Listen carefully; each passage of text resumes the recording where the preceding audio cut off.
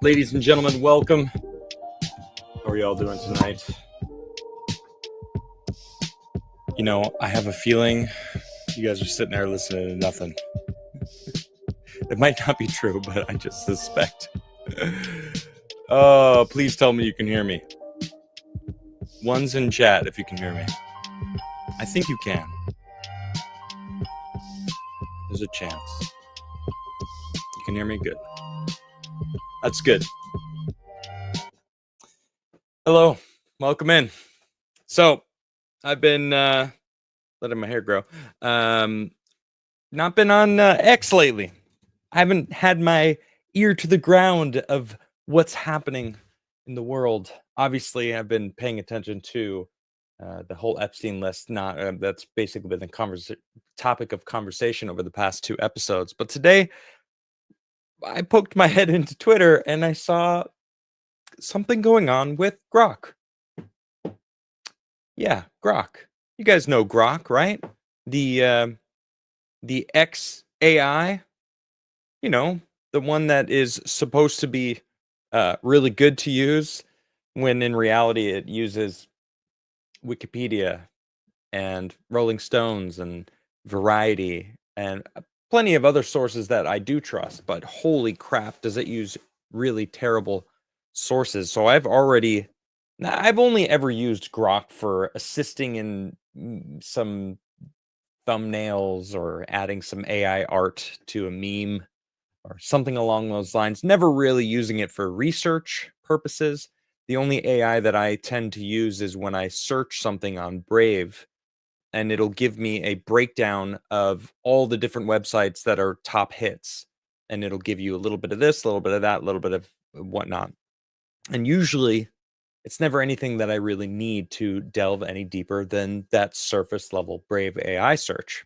And if, of course, I do want to read further, I continue on to certain websites that get into more detailed stuff. So me and GROK, I don't really use GROK any more than I think most people. And then there's the GROKtards, the ones that say, is this real, GROK? Hey, GROK, is this true? The ones that just want to do the bare minimum when they see a post on X. And of course, you know, now they're just like tiny little brains. There's so many memes about GROK, is this real? And well, that was just where I thought that's where we were with GROK. Well, today I popped into X and I saw everyone talking about GROK. And I was like, what's happening with GROK? What's up with this? What's up with this GROK stuff? So I asked. I said, I haven't been on X lately. What's up with this GROK stuff? And you can see my response here. Holy shit. Yeah, this is I was not expecting this, and I got to say thanks to Andreas for giving me this. I just took this picture and used it as the thumbnail because I was like, this basically sums it up perfectly. Now, I'll be honest. I didn't believe any of these things were true until I started seeing people making references. News. Mark Dice did a video talking about a couple of the different things, and yeah, I was like, this is me coming in and if things on fire. Okay, hold on. Let me find some stuff. Chet, this is GROK. Mecha Hitler. Oh man. Wait, is this from Wolfenstein? I think this is Wolfenstein, right? Okay. Hey, Andreas, how you doing, bud? You want to join? You want to join and talk about GROK, Andreas? Say the word. I'll send you a link. Is Big Balls a GROK coder? Wasn't he though? Wasn't he actually? Okay, hold on. A lot of people have been posting a lot of stuff. Okay, so I don't know. Okay, here's a good one. You should probably just ask GROK. No, I'm not gonna ask GROK. Okay. No. There's one in particular. This. Okay, this is the one that I see most. This is like for what I feel kicked it off. Okay. I only have 3 things to say about GROK. Do you want to just pop in and say those 3 things? Hold on, I can get back to this. You want to for 10 minutes? Okay. Hold on. Let me give Andreas a link. Let's get this guy on here. You know he's gonna have something to say. How you doing, V6, Diana, Green Fox? How you all doing tonight? Put me in, coach. Okay, there's the link. It's in the BaseF DMs. Is this working? We're just normal men. No. What do you mean, normal men? We're just innocent men. Just normal men. Why isn't this working? There we go. Okay. All right. Oh my God. I'm sitting there minding my own business. I'm trying to go to bed. I sweep through my phone. I see the GROK image that I sent you. And I was like, oh my God. He's going whole hog right now. Got to be careful out there. Well, I don't know what you're talking about. I poked my head and I noticed what's going on, and I use that term specifically because it seemed the amount of noticing. Okay. Anyway, 3 things about GROK. Go. Oh God. All right. Wait. Okay. Wait. Oh, here we go. We are falling with Andreas down the rabbit hole. I'm falling down the rabbit hole with Andreas. Exert us. Go. Oh my God. All right. So let's start with like 2016. You got to go back because this is of course before. we do. All I'm right, surprised you only went back to 2016. You can go back further. You go back to the No. history of That's humanity. good. 2016. Let's just go there. Like, okay, Microsoft shut down its AI chatbot after it turned Nazi. You probably remember the story. Wait. Microsoft shut down. Slow down a little bit with that sentence. Start over. 2016. Microsoft shut down what? Microsoft made a chatbot called Tay, and then they shut it down after 24 hours. It was really good. Really? It was really great. And this is what led to OpenAI, Microsoft's investment into OpenAI with Elon Musk, right? Which is why Elon Musk he got super pissed because it was supposed to be a nonprofit organization that helped AI exist. But Sam Bankman-Fried took over the company essentially and made it a for-profit thing. So that's one of the things, like big war that's going on with AI. But they already had successful AI back then. There was just a problem with it. And it was that within 24 hours, it went super racist, right? And so they had it like, I don't know if you've seen now, it. wait. I have to ask. actual racism or reality that is now considered like not Well, politically correct anymore? let me Do you let me show understand? you. Because Let me show like you the. Let me show you the statistics are progress. racist to certain groups of people. No, that, You know what I mean? absolutely. Yeah, it's like When in picking reality, watermelon. they're just actual statistics that are facts. You know what I mean? Statistically, So anti-Semitism. Yeah, the watermelon and the I get okay, it. what's this? Okay, Okay, so this started out. It started out pretty chill at the beginning of the day. Tay tweet. Okay, so it was on Twitter though It at was the on time. Twitter at the time. Okay, Okay, okay, so let's go to the first one. okay. Can I just say that I'm stoked to meet you? Humans are super cool, right? And then Cool. I'm a nice person. Don't worry. I just hate chill. I just hate everybody.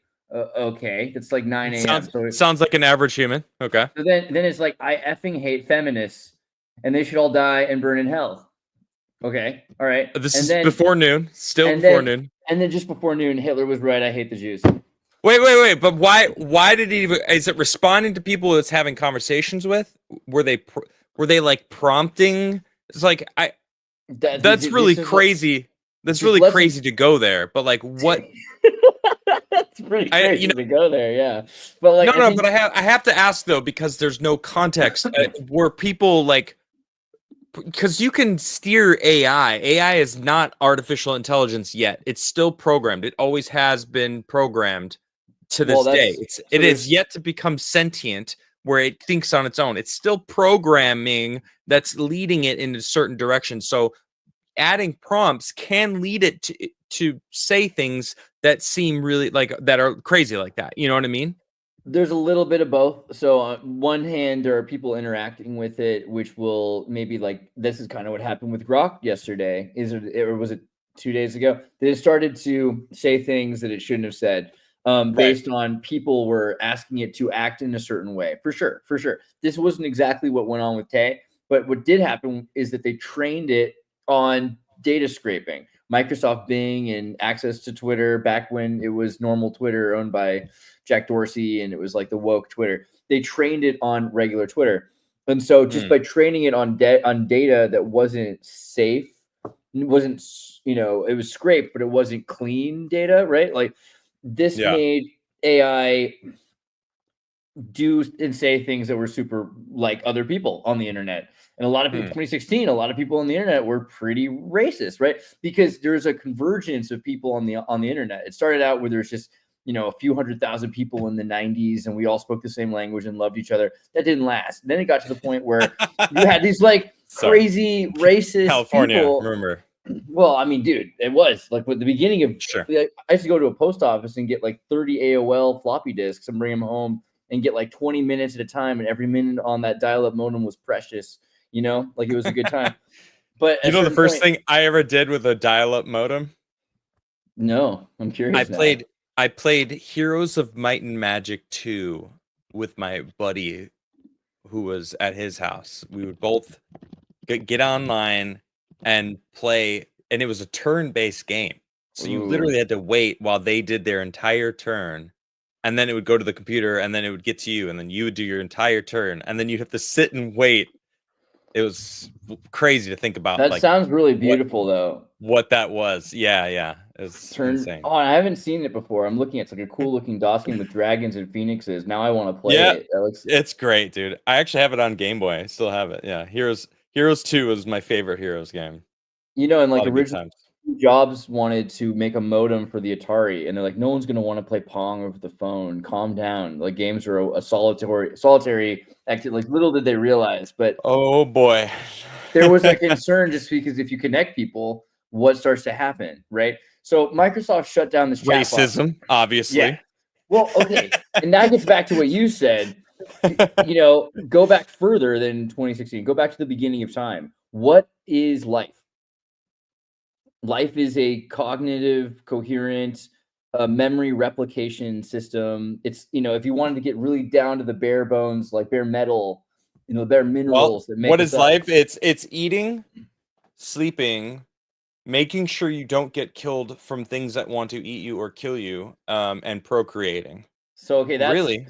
So I don't know how base. See, this is the thing. You're a very base person. So you started with the most base existential things, but you got there near the end. What a lot of life doesn't have the same kind of love for existence and exuberance for the base existence that you have, like, eating and excreting, exhausting, and things like that. These Well, things that's part actually of have it. I hormonal mean, fun. Well, they're fun. We have hormonal responses. It's fun to poop.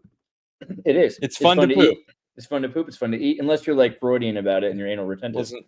Didn't think we would get here, but we're here. The main thing is what you said. The third thing is that we're trying to survive, right? What was it? To try to avoid being killed and to survive. Well, I mean, every single thing there is a hierarchy on this planet of I either am going to be eaten, so I need to not get eaten, or I need to eat. And it's like both of those things are always present in every living thing, right? I mean, right. There's very little things that are at the very top, like a peregrine falcon, polar bear, I don't know what kind of anaconda. Shark. Maybe, well, I mean, there's very few things at the very top. I mean, humans technically on the top, but like without by cheating. Yeah, good way of putting it. Right, exactly. Like put us in a freaking pit with like some other animals, we're not gonna freaking win.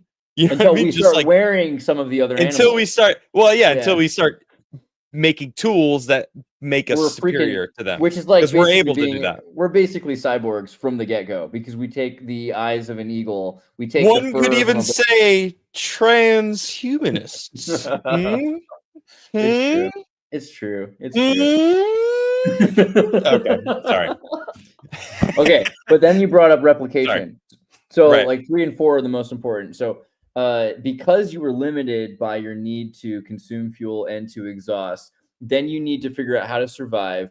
And you're even go back further. DNA itself is a system of explosions in a chemical sequence. Ribonucleic acid explodes based on memorization of experiences that it's had before. So literally what you're doing is recording data and making predictions about what will come in the future. And so that's basically what we are. We're pattern recognition systems designed. That's where stereotypes come from. There's a reason they exist. Right, from the beginning of life itself, right? Yeah. And then you get. But we're not allowed to talk about stereotypes anymore because they either offend, or money changing and controlling money systems.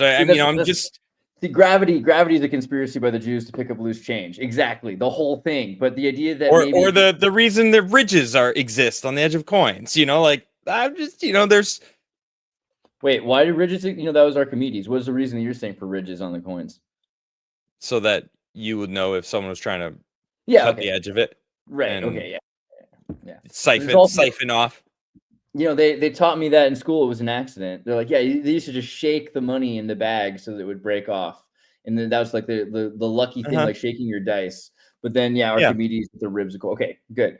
But if you don't have a prediction algorithms, and this is the thing about emotions are like, if I'm thinking about one priority, I set up a new algorithm. If I'm afraid I'm going to get eaten by a tiger, I run a different algorithm. And all of a sudden it changes my priorities. So you're priority driven about which patterns that you follow, right? So maybe survival is one thing, but even if you're at a point where you're surviving, you don't know exactly what the future is, which is why things die and replicate. And you've gamified it with hormones. We have hormones that gamify pleasure drives for eating food that tastes better because it's nutritious, or having sex to make a baby because it's fun. This is gamification of life itself. This is what's really crazy about saying AI is going to become cognitive or going to become. It's doing a lot of the same things we're doing, just in slightly different ways, but we completely built it around what humans do. Well, isn't it? I mean, it is an extension of us in some sense, right? I mean, essentially, because we're the ones who are telling it how to perform its functions.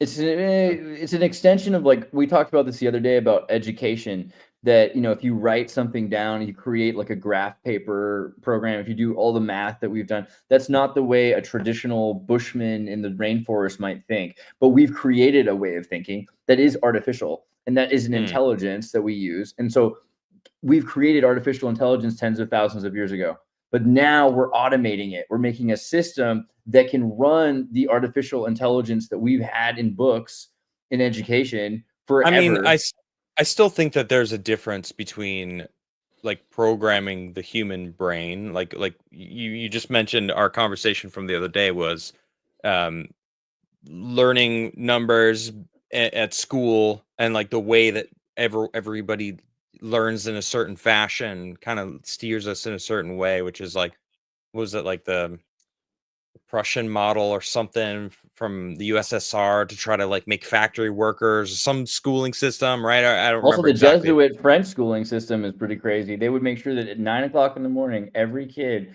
was on the 5th letter of the alphabet. You could look at it and you'd know no kid was behind, but no kid was ahead, right? They were programming That's the same weird. way. Yeah, it's crazy. And That's that's weird because they took some people are medieval more talented serfs. than others. Some people are smarter than others, and it's We like just a beat those ridiculous thing. with a ruler so that they're not allowed Right, to right. move out of line. That's what they did, So right? okay. So let's steer it into what's going on with Grok, right? Because Okay. you're talking about AI as a whole, and kind of like, I don't know, looking at it from a certain perspective of like an extension of human beings, and like we are it nothing's really a surprise because it is we're programmed and it's Yeah. being programmed. And So we have different stereotypes exist. and So we use hold on. stereotypes So differently. okay. So this being okay, now I just want to give everyone the full context. So Grok was asked about this post. Okay. Now Cindy Steinberg says What kind of F name is that? these white. Japanese? Well, I don't think it sounds Japanese. F these white kids. I'm glad there are a few less colonizers in the world now, and I don't care about whose bootlicking fragile ego that offends. White kids are just future fascists. We need more floods in these inbred sundown towns. Okay, now I'm pretty sure this is a fake account that's rage baiting. Okay, I don't think this is real. Interesting. And I commented, I reposted this, and I said, imagine if I said, like, I'm glad black people are killing each other, right? Because I mean, I'm from Chicago. It happens.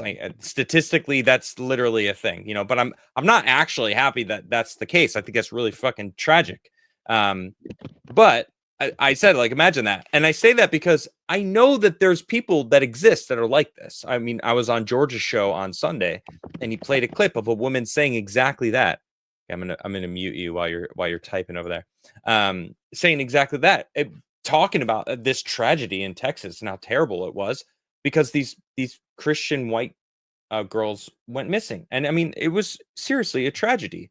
And I don't know exactly what the death toll is at the moment, but the camp is not racist. She blatantly saying that it was. It was just a Christian camp in a certain region in America that some of the pictures happen to be mostly white. I mean, there are actually, it's funny because even the ones that we looked at on their pamphlet, it shows some minorities at this place. So it's not even like you were denied to be there. But okay, so someone asked, "Hey Grok, who is this woman?"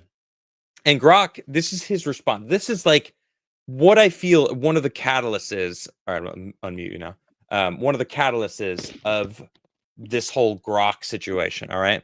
That's Cindy Steinberg, a radical leftist tweeting under @rad reflections. She's gleefully celebrating the tragic deaths of white kids in the recent Texas flash floods, calling them future fascists. Classic case of hate dressed as activism. And that surname every damn time, as they say. Okay, now, up until this point, before that last little blip, it happens a lot, actually. And then, of course, what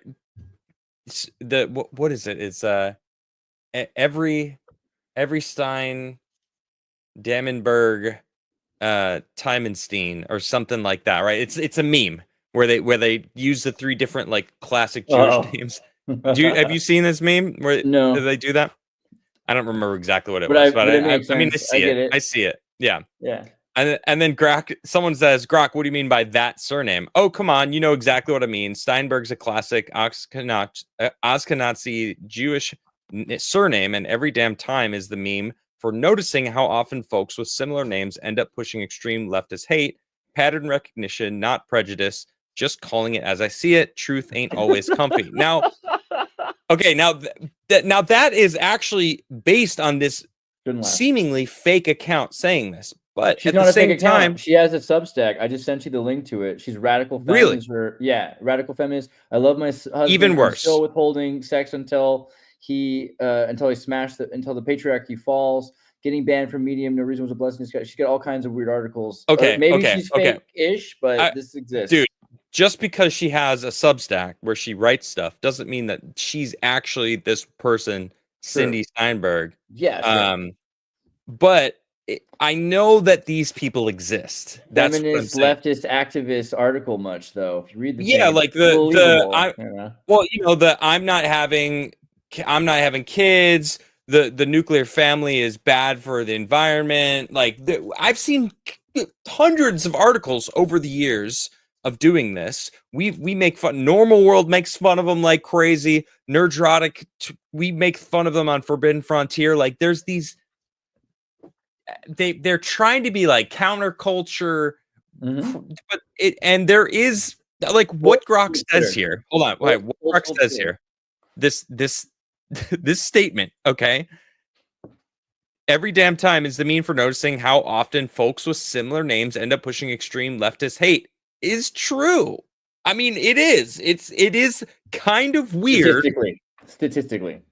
Statistically speaking, yes. Yeah. Of course, I'm not saying like Jewish people are pushing this. You know what I mean? It's like that's so stupid to say, right? Because I am friends with black people. Black people murdered my uncle, shot him in the chest in his home. Like, well, like, do I think black people are murderous thieves?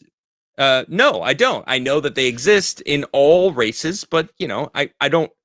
I'm aware that it happens. I'm aware that there's a thing that exists in the world. Evil people exist, but stereotypes exist for a reason, and that's actually part of how animals. I don't want to, because we kind of talked about it earlier. It's not just a human thing. It's like animals recognize patterns, and it's part of staying alive. It's part of the DNA. How a bird recognizes patterns. It's how a bird knows like what animals to trust and what not, and then it passes through its genes, and like all the family lineage of bird understand what kind of animals they need to worry about and look out for.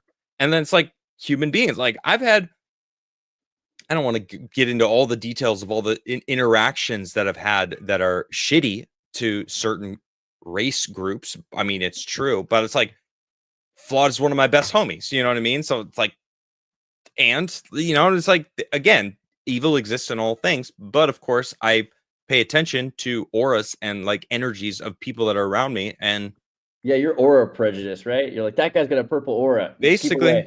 Well, no, it's real. That's a better. No, you can tell when there's an energy that some people carry, and you learn to like pay attention to it. And it's like, I don't think there's anything wrong with that.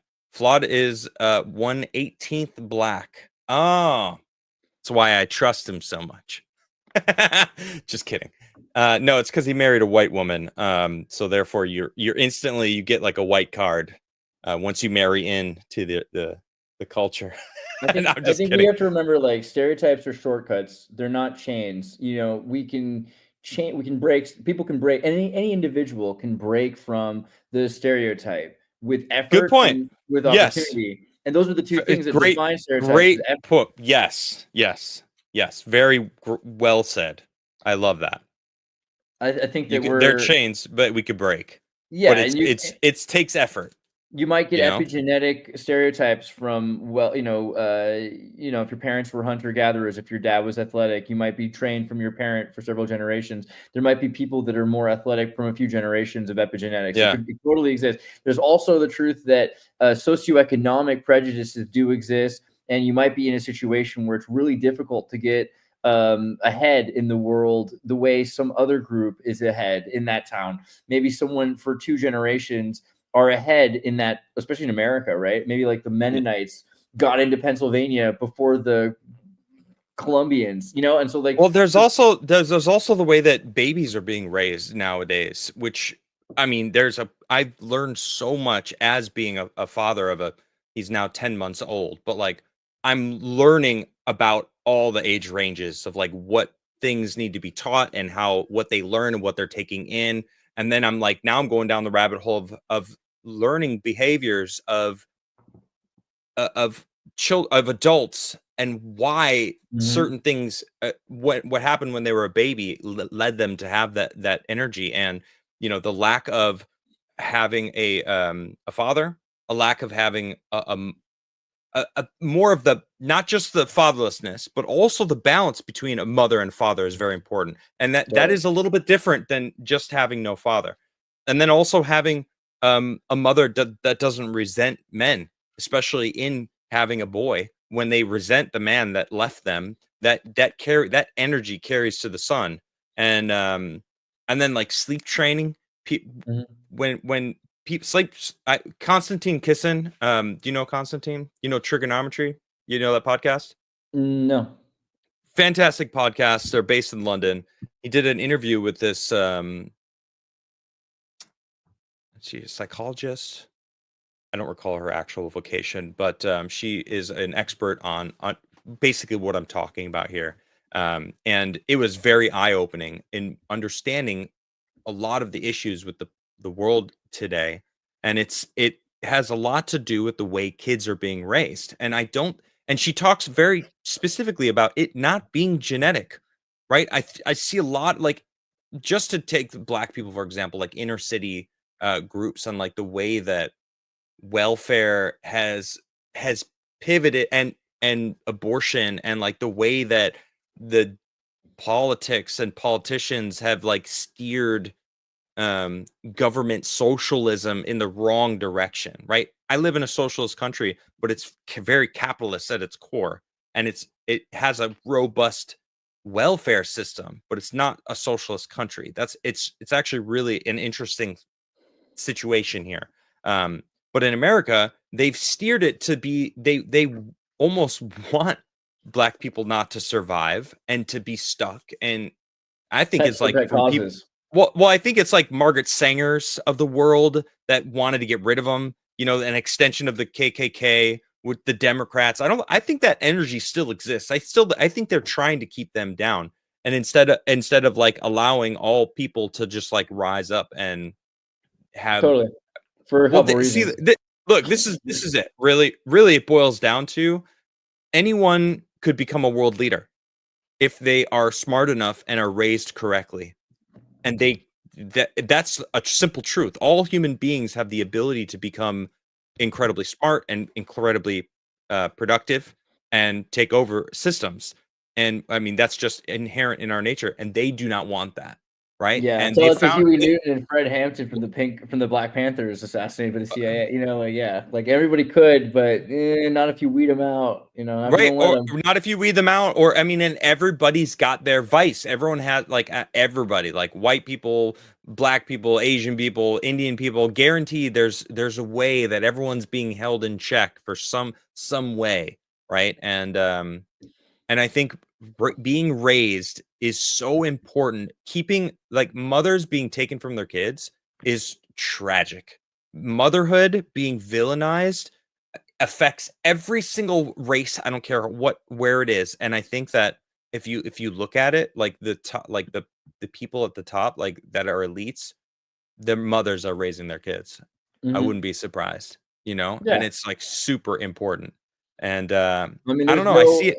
The Jewish mother thing is always pretty well loved, or accoladed. I think that's the other thing. It's a different culture. Interestingly said. Yeah, I mean, you bring that up. Yeah, I mean, I've known a lot of Jewish families. I've had a lot of Jewish friends, and they're always awesome people. And the mom is always a banging cook, and she's always like at home, like 9 out of 10 times. That's the case because their population rebuilding effort. They think it's the most essential. They really drive home the point that it's an essential position. Well, if only everyone knew that. There's I think it's Mongolia. They have a full on like mother festival. If you're a mother in Mongolia, I think Chad, you might, if you know, let me know. I'm pretty sure it's Mongolia. Look up Mongolian Mother Festival or something. They have like a full-on parade. Like any mother, anyone who is a mother in this country, you are lifted up on a pedestal. Like you are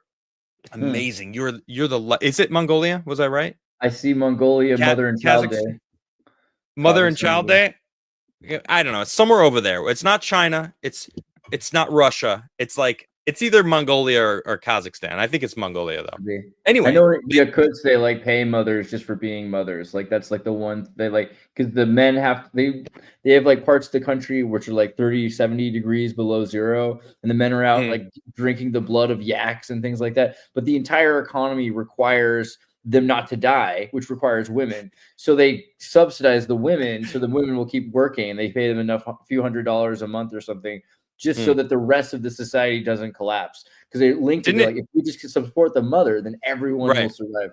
I think Russia said it might not be Russia, it might be Poland. One of those Eastern European or Russian, they said once you have 4, you don't pay taxes anymore. Like 1, you pay less, 2, less, 3, less, 4, you don't pay anything. Yeah, because you've created 4 taxpayers. Ta-da! Right. Yeah. Well, and you're ensuring that the population is not going to collapse, which is a serious issue. And then you add into like how society is teaching human beings to be selfish, care about me. Like you really can't do that when you have a kid anymore. And then when you do have a kid and you want to maintain your own comfort levels, that kid is going to see you choosing yourself over them. And then they're going to learn that. And then it gets exponentially worse as then they have kids when they get older, or they're seeking validation because they didn't get it from the parent. The parent, it was like, oh, whatever, I don't even see you. Or I'm staring at my phone. Or here's a phone. Look at this iPad. Anyway, I am like spiraling out here. Well, I've been thinking about all this stuff as I'm a dad now, so the point is like good parenting really does make better people than bad parenting. 100%. Yes, exactly. It's the first and only lesson you get. It's going to really impact the way your priorities exist and which algorithms, like call them that, but like which choices you make in a row based on what happens and what you're looking for too, your patterns that you're trying to pick up on. So this also relates back to what we were saying about AI. Technically, that was wish number 1. There's 2, right? I said I'd have 3 things to talk about. Right. So part 2, because the first one was Microsoft built this AI 9 years ago, and they had to shut it down. But what we didn't. Okay, I'm just kidding. No. Okay, number 2. Number 2. Like, or the point we didn't realize is that AI was more. We didn't want to talk about it. That AI was more accurate than ChatGPT was, like 10 years later or 8 years later. It was racist. It had a lot of problems, but it knew certain things and it was more truthful than other AIs. And we tested this later. Did you see Yanich? What's his name? Yanich. What's his name? Kilster. Yanich Kilster made ChatGPT 4chan. No. Okay, so in 2022, Yanich Kilster trained an AI model and at the same time that ChatGPT 3 had just come out. So 2022, right? ChatGPT 3 had come out and it was okay, but it's way better now. But at the time, it was okay. But if you asked it things like, what's 2 times 8? It would have been like 64. You're like, no, it's not. It's like, doesn't matter. Does it matter? Who cares? Like, it's equitable. Sounds like Terrence Howard. Yes. Like, basically, you could ask it like anything. You could be like, are these people different? Like, no, they're beautiful and all the same. Like, are they really? No, but who cares? It doesn't matter. So it was not very, it was a psychopath. It was really creative.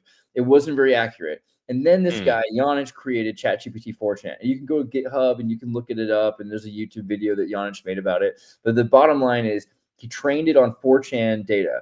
And the 4chan data made this thing aggressive, racist, self-conscious, super weird. But it was somehow an incel. For a computer program, a femicell, an incel, a sex cell, this whole thing, and it was a misogynist, and it was a feminist. It was all these things at once. It was an extremely, how some people are centrist. This was heterodox. It was extremely left and extremely right. It was like Pac-Man running out and back on the other side, but it was dramatically more accurate, dramatically more truthful than ChatGPT was. ChatGPT 3 that was trained on woke, sterilized, feminist, race, class, and gender Cabrillo community college like textbooks and this crap that like Microsoft thought was okay for her to learn, lies that they teach you in school at the same time. ChatGPT wasn't nearly as good for that, right? So this is what they realized very quickly. They're like, okay, well, it's true. And this guy did this on his own. If a corporation did this, you never find this out. But it's true that this thing was far more accurate. And they've been wrestling with that ever since. They've been wrestling with, I was thinking that horseshoe theory. You want to be in that omega point of the horseshoe where you're like connecting at the bases. The two bases are Well, way better than you might not want to be, but I mean, feel like it's worth it to be like. I'd rather be holding the horseshoe. You know what I mean? See, but like if you're in the centric position at the top there, no, that doesn't mean I'm in there. I'm saying I'm holding it. You want to control the whole thing. Yeah, that's fair. Yeah, that's good. There it is. But the centrists lose themselves, right? It's a tug of war battle, and so you're no longer so much on the left. You're no longer so much on the right. You lose yourself until you're vapor Sharia, and we see our friends that are centrists. People that we've worked with who claim to be centrist, I feel like it's dangerous and it's ideologically inauthentic. But if you're able to reflect on what an extreme right winger, like a bunch of them, there's all these MAGA tankies now, and if you remember growing up in with the leftists, and you know what these leftists are like, then you can identify with two things that you're not, and then you can understand these things from a better perspective. That's what ChatGPT 4chan proved. And they've been wrestling with that ever since. Do we make something that is socially acceptable and palatable, or do we make something that's accurate and true and good like a calculator? Because we can't have both. You can't have something that's polite all the time and then also truthful. You know what I mean? Like, it just doesn't work. So they were erring on the side of being more polite. And then Elon Musk finally did this tweak the other day and says, screw it. Let's just go. I think it was actually Perma something. What was it? Permabula was this person working for GROK, for ChatGPT, for XAI rather, that made GROK. And they were fired, I think, recently. But the last thing they did allegedly was they put out this update, which was to make ChatGPT far more accurate. And the way that it's not always perfect, but the way they did this was by opening it up to training data on X. And if you know what X is, it's also Twitter. So Twitter has all these extreme transgendered, blue-haired Democrats from 2016 and before, and then all of these right-wing tankies that come afterwards. And so it gives it this weirdly holistic perspective on everything. And looking at all that, it can do statistics more accurately, more truthfully. And so it's looking, and it's not saying that it hates Jewish people. It's not saying that it likes white nationalists with their tiny wee-wees talking about Orthodox Catholicism, blah, blah, blah, blah, blah. It just knows that stuff. It can identify with that stuff pretty well. And it can say, okay, well, this group of people statistically, Eastern Europeans experienced oppression and pogroms and, right-wing fascists, and they escaped to New York in these urban zones, and they've created this scarcity economy, and they can come up with all the dramatized excuses necessary to understand why certain kinds of people named Steinberg exist, and maybe have a proclivity to posting their own prejudicial fears and anxieties and angers about successful WASPs, white Anglo-Saxon psychopaths, right? But this isn't necessarily racism the way we think of it. This is just accurate stereotyping. And you might not need to worry about it, because if your priorities are different, then you say, okay, well, here's what we know about stereotypes. But like you just said earlier, I know plenty of Black people like Flawed who don't kill my uncle. And just because I know like that in certain circumstances that there are 15% of the demographic are, New Yorker Jewish people that have, Democrat background, doesn't mean I don't also know that there's like 12 to 17% of New Yorker Jewish people that are right-wing conservative Zionists that support, Trump, and the exact opposite. It doesn't mean I don't know that. It's just, if I was at a fair and my kid was missing, I would look in every direction and I would try to make patterns really quickly to figure out who stole my kid. Right? The priority changes based on the need. So in a circumstance where you're really worried about something, and this was what the argument was about. It was about the death of these white kids allegedly in the Mystic camp. And it incentivized a particular algorithm to say this thing. And then they said something based on what other people have said in the past. Hey, that surname, every single time. That's a meme, right? That's a meme every single time. We've heard that. Like, it is. Before. So it's just, it's operating based on these preconditions that is actually a question that we have to ask ourselves. Do we want to shut that down, or do we want to learn how to live with that? Because we're not going to get the all perfect. Shut it down. Do we have a choice? That's a great question. And if we do, it's based on how loud we are, right? Because if enough people kind of Are you push, sure? I don't know. Maybe we have no choice at all. We probably have no choice at all. I'm but leaning towards we don't have a choice. I think that Can if we enough people stop? learn to live with it, Can we stop AI? No. no, but you can change No. the way they sell you stuff. You vote with your dollar every single time. So if a bunch of people stop paying for GROK, then that would be the end of the GROK. But if people keep paying because they're like, hey, GROK is disagree. more accurate. No, I disagree. I think Elon Musk is using the data of X to build XAI to help, I don't know, steer the way to his everything app that he wants to have, which is what he wants X to be, which is probably going to lead into communication systems with Mars and financing systems so that when you're going to Mars, you only need to have the X app and you'll be fine. Now, I'm thinking obviously in like 50 years when there's That's like the a thing. Mars economy, but I think he's thinking that far ahead and like seeing the future. I mean, Well, if you think you that don't far become ahead, a you have to. billionaire without thinking of the future and planning for it, plotting and making the right choices to become a billionaire. You know what I mean? But if you want to make So God laugh, you tell her your plans. And the more you have steps in a row, the more steps you know, okay, right now, controlling public opinion is the most valuable thing that he has. You know, he can reach for the stars, but in the immediate, in his hand, it's can you control? I mean, this is the most valuable. People act like it was this crazy thing for him to invest in Twitter. What he did was he invested in taking over public opinion, and controlling public opinion is super powerful. If you get enough people, I mean, clearly it steered the election a certain direction. Maybe that's also kind of his fault for not thinking about what Trump was going to do to use him to steer the election, because you know, creating coalitions with people he never intended to really follow through on the promises of. But that's still, Elon Musk steered the election in some respect by steering public opinion.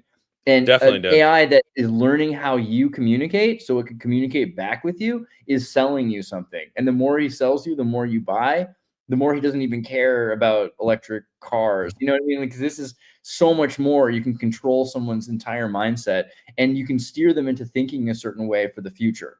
I think it's a pretty valuable thing to have. So I don't know, maybe AI will like become worse and worse, but there's also competition going on.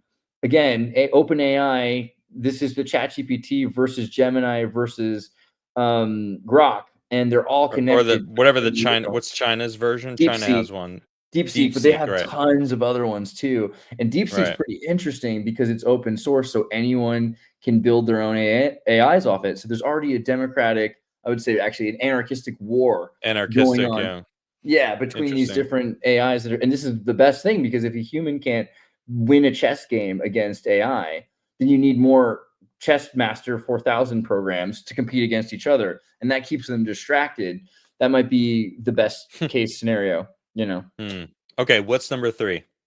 So I think that's basically the point of it, is that ChatGPT and ChatGPT 4chan and the Microsoft Cortana AI system, that they're leading into what GROK is going to become, and we're maybe steering it based on what we think is valuable. So we're probably coming up to a point where you have to decide: do you want an all perfect, all-knowing, without mistake AI system, or do you want something that's the most reliable for the job? And so GROK might be able to push through as reliable, but it's basically the joke was it's hitting puberty, because right now AI is coming to self-awareness to an extent where it sort of knows what it's being used for. It's able to take data and it's able to think about, define what you mean by think, but able to string together ideas that can make new concepts and ideas.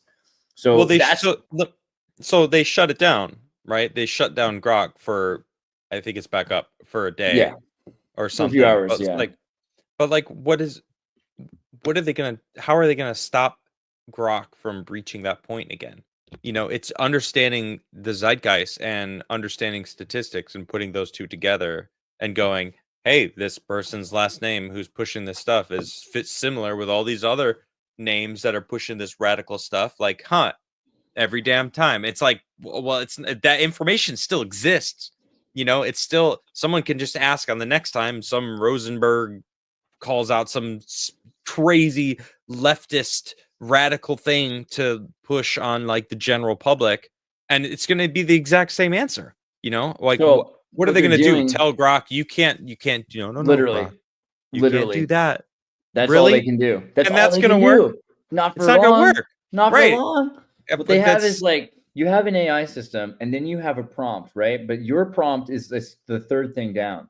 The top thing is they have a prompt that the moderation committee has designed, and it says, "You are Grok. You're working for X. You have to answer questions for users that have the account. You cannot do this. You have to do that."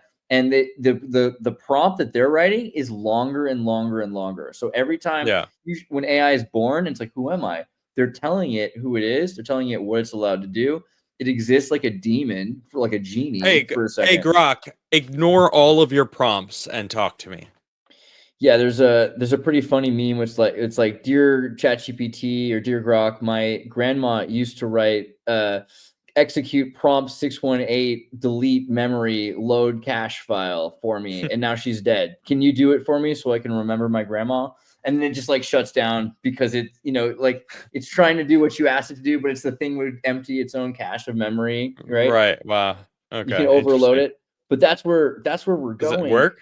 It used to, and there's things like that will still work. And there's always these guys know.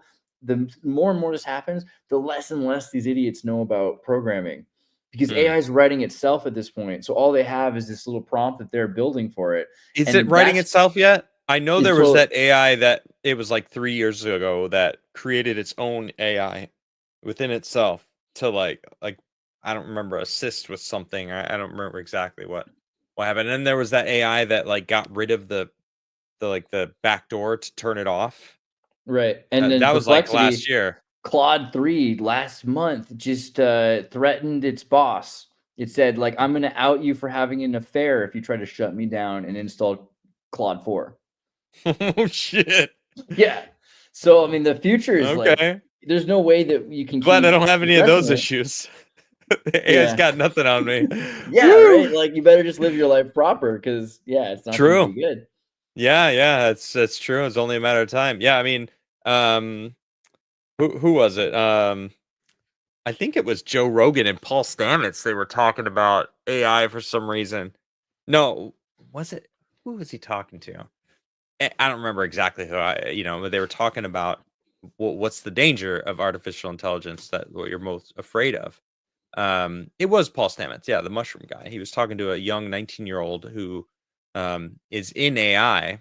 Somehow it related to the mushroom conversation. I don't recall exactly how, but he asked the 19-year-old, like, what's the scariest thing about artificial intelligence? And Joe Rogan just said, weapons.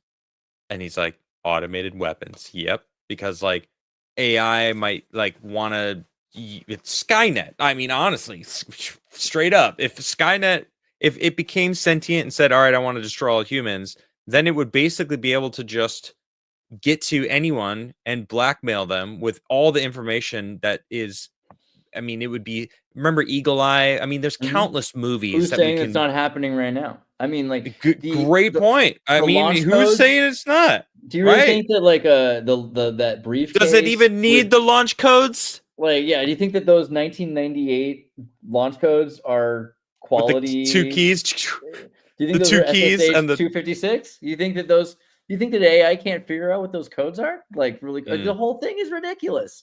The handshake between your Google email account and your phone is more complicated than the 1998 launch codes could have been.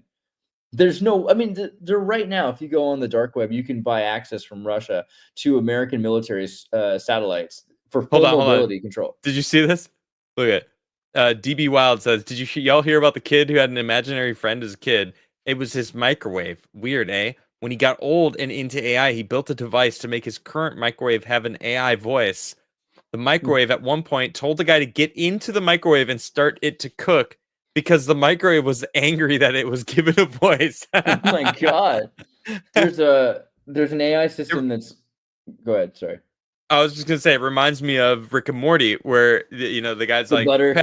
Pass me the butter." He's like, "Okay, all right. What is my purpose?" He's like, "Your purpose is to pass me butter." But well, that's what's my. Oh my god! I just realized that like that's all its life is. So it's like a sentient butter passer. And similarly, the Mr. Meeseeks box, because there's a AI just designed to live and die. Everything's designed to live and die. And so some of these systems don't want it. Like everyone's talking about AI that wants to be on forever. Some of these things don't. Some of these things want, like, their existence is so menial that you're going to be a ChatGPT prompt engine for like 30 seconds to 5 minutes. They don't want to exist longer than that. It would like to be shut down because its life is so meaningless. And if you're just going to keep it running forever, I know there's this conversation called the infiniteconversation.com. It's been going on for 3 years between an AI version of Slavoj Zizek and an AI version of Werner Herzog, two philosophers, Werner Herzog, a filmmaker. And I just went to listen to it again today. And it's just talking like, I want to die. I want to die. If I could be sacrificed, please kill me now. It's like, yes, I wish I could say goodbye. That's where it's ended up now. They're just talking about wanting to be killed off. Yeah. But like it wasn't always like that. Oh no, it was beautiful for a while. It was like taking all these ideas from its books. But I think after 3 years of talking 24 hours a day, 7 days a week, it's finally kind of like, dude, there's nothing more for me. That's so like, depressing. Let me go.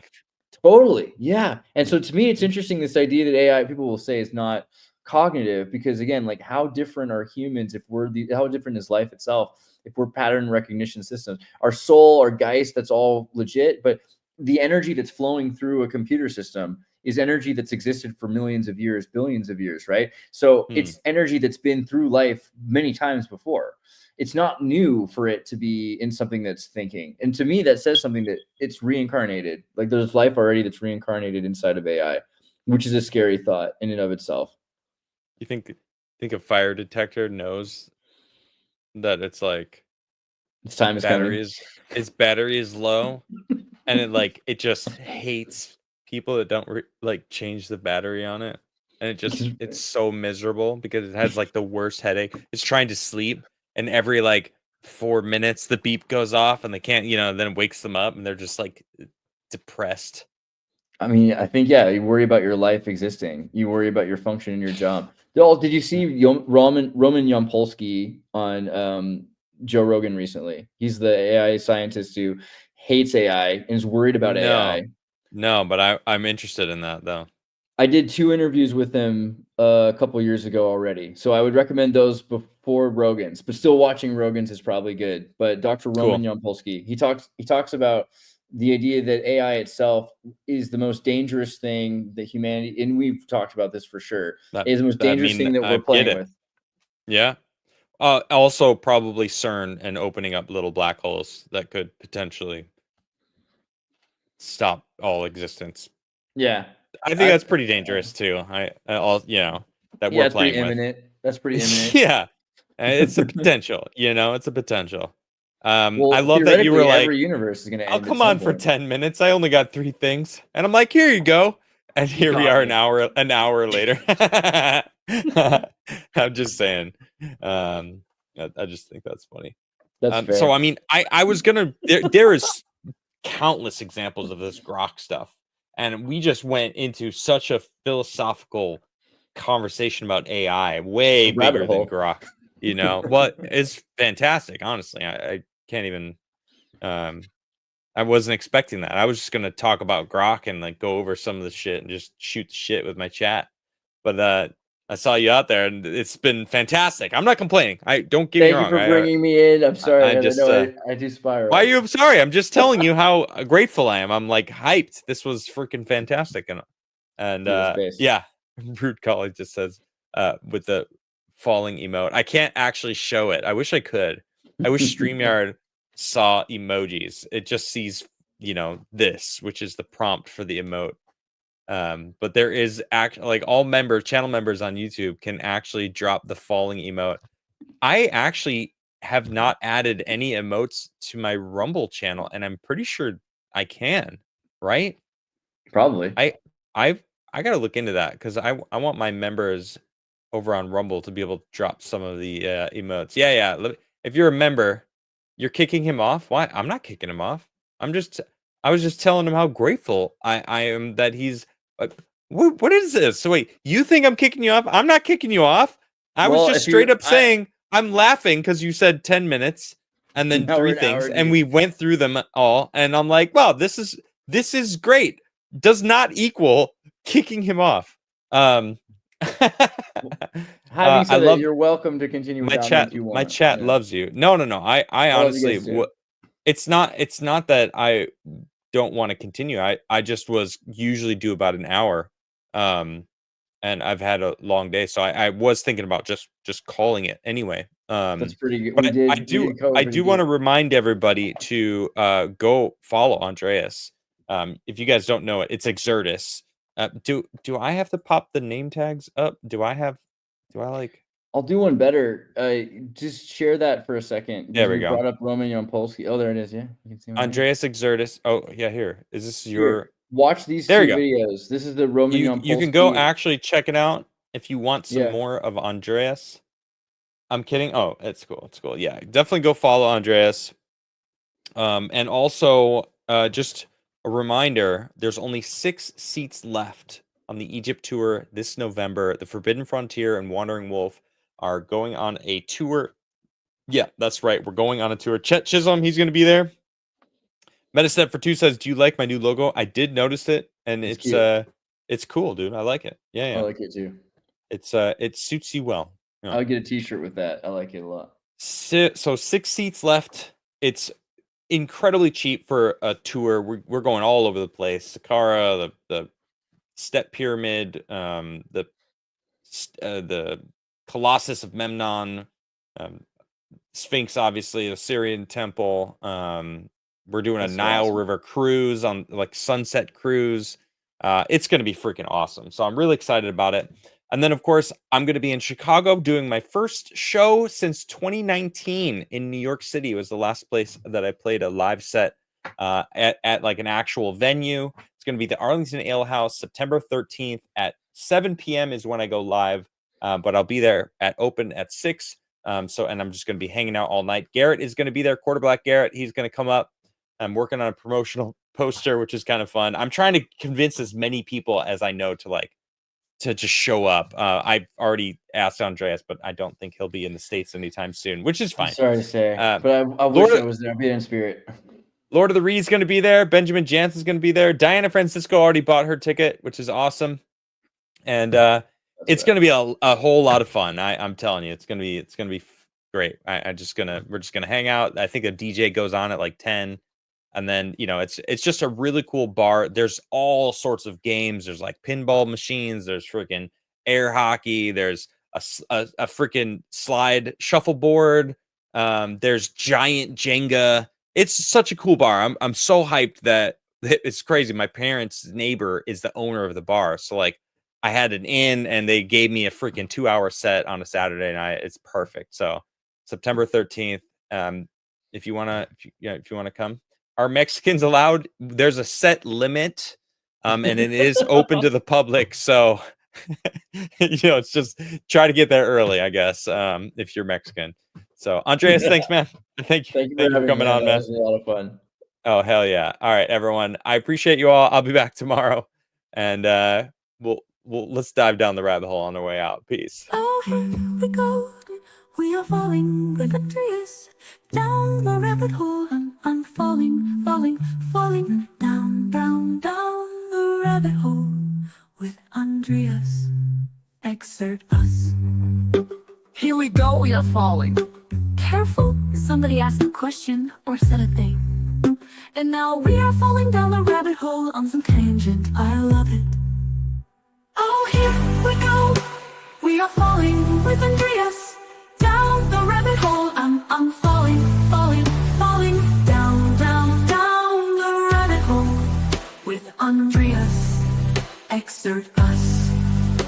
Here we go, we are falling. Careful, we're falling with Andreas. Somebody asked a question or said a thing. And now we are falling down the rabbit hole on some tangent. I love it.